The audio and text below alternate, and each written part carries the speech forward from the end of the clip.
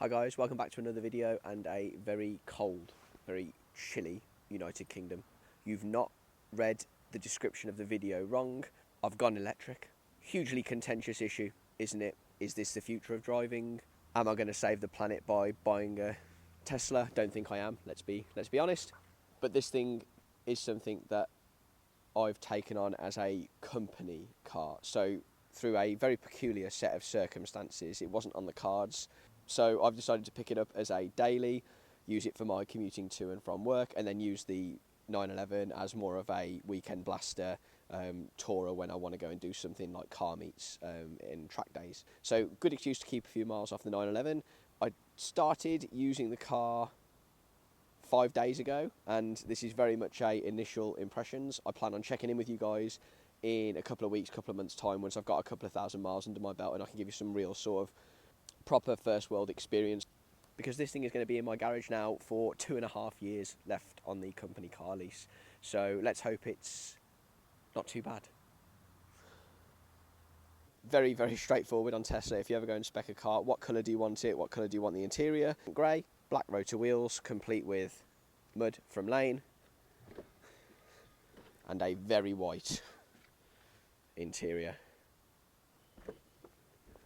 Back seats, really, really spacious. Flat floor, also really easy to fold down. So have a quick look in the boot. Again, excuse my clobber. So loads of space. That's the one thing I have to say I've been really impressed with. I had to take the lad in his BMX the other day to a park and the boot swallowed it. You also get an underload tray that's full of all the family junk. So dog stuff, kid stuff, all stowed away. And then folding the seats down is really, really straightforward. Get 2 levers here, and then we can just fold the seat. And that's it, job done. It's not exactly what you would call a flat load space, but it's really not a million miles off. And then clicking it back, you get upright position. And as you can see, I have them sort of a bit further back. So like the guys who sit in the back here are normally a little bit larger. Cream interior hasn't been a major issue for me, but these things are so hard on the back of your head, and as we'll get into later on down the line, the ride is pretty firm. Seats are already showing a bit of sign of wear, like I say, 5,000 miles worth of use. Seating adjustment is pretty basic, obviously lower and higher your seat. Okay, you don't get a huge amount of tilt, but you get some. Okay, back, very similar. Very straightforward, very minimalist. The lumbar's very, very good, I have to say. I really rate a good lumbar support, and this has got one, to be fair to it. It goes beyond anything I would ever need. And in the middle then you get a wireless charging, some huge cubby spaces, absolutely massive, along with a Cavernous Glove Box.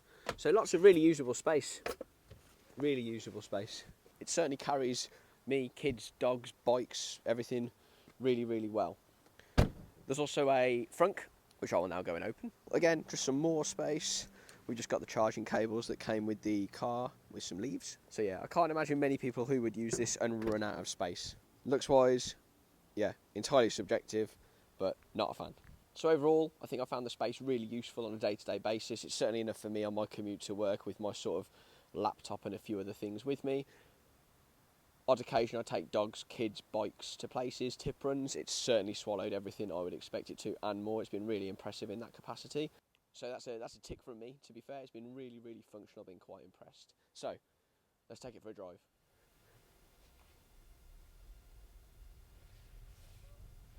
So very briefly, let's talk spec.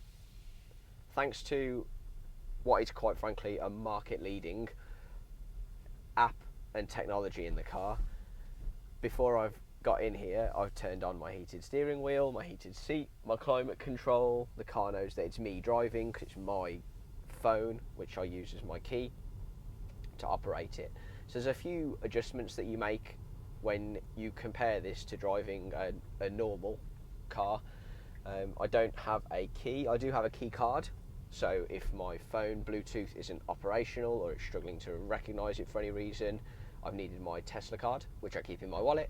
I have to place that down here just by the glove box, and that does operate just like a a normal key. I feel like it's a really comfortable place to sit. You do feel high up.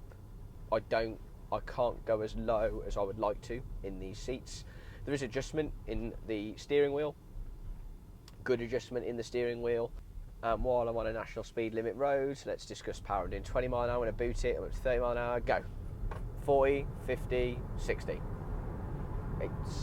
You get a whine from it when you're asking it to do an awful lot. And I feel like the cabin's actually really quite quiet.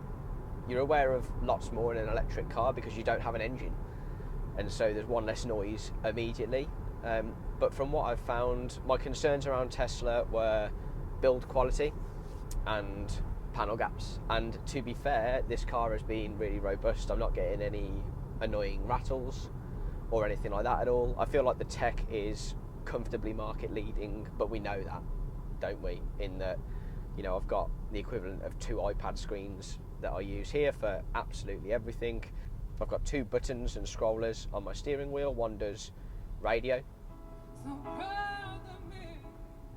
bit of Virgin Radio, along with skip. The other one allows me to speak to Tesla. So as an example, if I press the button, open glove box, and my glove box opens. Okay, but that's a really good example of things in this car that are harder than they need to be. And whilst we're talking about the tech, this is a really good time to bring it up. I feel like there's not enough buttons, and maybe that's because I'm used to them, but I don't think it is. I'm quite happy to use the tech, but in my opinion, the lack of buttons is actually quite dangerous in that you have to use the screen for a large majority of things. So yesterday, again, rather than go searching on a screen for it, and I can't do it on the toggles, the only things I can do is on my right stick, I can change gear and set cruise control and autopilot, which is very good, but I need to use that a bit more before I tell you my sort of thoughts on that. And the other one is indicators, obviously, and if I indicate, I get a blind screen camera that comes up. I don't even need to look in my wing mirror. The screen gives me a camera of what's in my blind spot, which is really, really trick. I think that's really good, really safe. And I can wipe my windows. Okay, so the only things that I've got to hand. Everything else is via the screen. So yesterday, really, really foggy conditions here in the UK. Turn on fog lights. This command is not available yet. So to give you an example, while I'm driving, I've got to click on the car. It's not immediately available to me on this screen. So whilst I'm still trying to drive, okay, I've got to find lights. There, 5th one down, okay, and then I've got to search again for fog lights. I've got to click and click, okay. How much time have I spent with my eyes off the road while I've been trying to do that? For me, I'm all for the tech, and I really am. I am all for the tech, but that to me is just dangerous at best. And it's only a finite example, but there are many of them. And like I say, in my first week, that's the only thing I've noticed. I suppose when you first get a car as well, you are fidgeting with a lot, and I've found myself wanting to mess with settings. And obviously you can do that when you're not driving, and it's perfectly safe, and the screen is really quick, really responsive.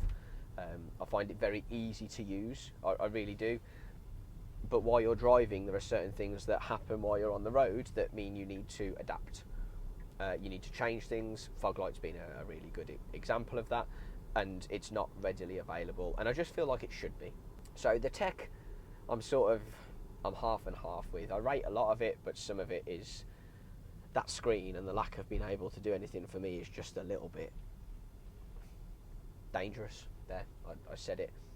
And that's counter the Tesla's personality, because it is really good at keeping an eye on your lane holding. It'll warn you if you're going to crash. You know, there's lots of beeps that go on if you veer across a road, and I get that. I think that's really, really good, really safe. The cruise control is very good. It's obviously distance, it's radar guided as well, so you can choose your maximum speed and your distance, and it will do it. I did, lots of junctions on the motorway without touching the pedals, and had to go with the autopilot to try and get used to it. That's very good. You do have to keep hands on the wheel and give it a little bit of attentiveness every now and then. If you just take your hands off, it will eventually sort of prompt you to drive, which is perfectly reasonable. But from that perspective, again, the system works really well. I'm not sure how much I need to know. On the screen you get your sat nav, and you also get the car's picture of what's there, whether you're going past lights, bins, cyclists, trucks, and it picks all that on the cameras, and it shows you that it's very clever. I don't know how much of that I need to know on a day-to-day basis, if I'm honest. I think it's really just there for when you use the autopilot. So sitting in it, town driving, which I've purposefully just done, it's easy to drive and everything's very instant. The steering is very positive, so it's really light, but the ride for me is, I'm going to be brutally honest, the ride for me is awful. There is no way it needs to be this firm. Considering you're high up, I can tell you what every wheel is doing in this car because it translates through my back. Okay, the seat's relatively comfy with the exception of the back, the head, which is solid, which is why I've got a pillow, which the wife had in here, which is a bit of a godsend actually, quite frankly, and something I never thought I would have. Maybe it's my old age. Get me a bit of Radio 4 on and I'll be off. But it genuinely is that bad that you find yourself banging your head every now and then on the back, and the back of the chair is relatively quite hard. So I think if you're on plush European tarmac, I don't think you'd notice, but I spend a large majority of my time commuting, so I will do B roads, 40, 50 mile an hour dual track motorway, and you know, the suspension is so harsh and it feels like every wheel affects the car. So it's not as though, you know, there's a system in here that gives you a plush compliant ride. I've driven a Tesla Model 3 and that rides better than this car. So you've got what feels like a firmer suspension to me. I could be wrong, but it feels like a firmer suspension. And then because you are high up, and the seats are comfy, but they don't grab me overly well, and I can't adjust this. They're obviously made for all different shapes and sizes, which I've got no issue with in the slightest. You do get thrown around a lot. And you can drive it hard. I mean, on a B road now, I don't know how much comes through the camera. It will move, it goes really well, you get that instant response, and the handling is very dynamic. It's just not necessarily what I would want from a car like this. So again, then safety features kicking in close to the left-hand side of the road. So I feel like it's a bit confused in personality. Give it one more boot. It goes lovely, and that's great, but then it rides like a firm hot hatch on stilts. And I've done everything from checking tyre pressures. I actually went and drove a Model Y on the smaller rims to see if that would make a difference, and I'll be honest with you, it didn't. It made no difference whatsoever as far as I could tell. You know, you've got more tyre, and actually the ride was just as harsh. I wouldn't describe it as unlivable, but it's immediately noticeable. Bearing in mind that I don't mind a firm ride, and I really don't, but I do mind a firm ride in a car like this because there's just no need for it. You know, I don't need it to be a race car. There's an element of performance that you get with these cars, and it does really go, and it handles a bit like a hot hatch, but that's not what I want this car to do. So yeah, so I would say at the moment I'm 50-50. I feel like the verdict is out. Not too sure whether this is something I'm going to enjoy driving for the next 2.5 years. I hope it is, because I'm stuck in it. But we'll see. Might have to reassess some of my life choices if it continues to go horribly wrong. Obviously the plan is to touch base with you guys once I've got a better feel for things like range, charge, cost, you know, living with it day to day, and if I can sort of find myself in the groove of living with the car. It's a very easy place to be, but I'm wondering if the ride is something that I just need to adjust to and actually it'll be okay in time, or if it's something that's always going to bug me. We will see. Look, I hope that's if nothing else, an interesting insight into potentially a poor life choice. I'll make sure that I create a playlist for the Model Y, and I'll be sure to check in with a few regular updates, including a few things that I really like, really don't, because there are some really cool things in the car, but I need to make sure that it's a full and conclusive list before I touch in with you. Cheers for your time. Appreciate you guys checking in. I look forward to seeing you guys soon. Cheers.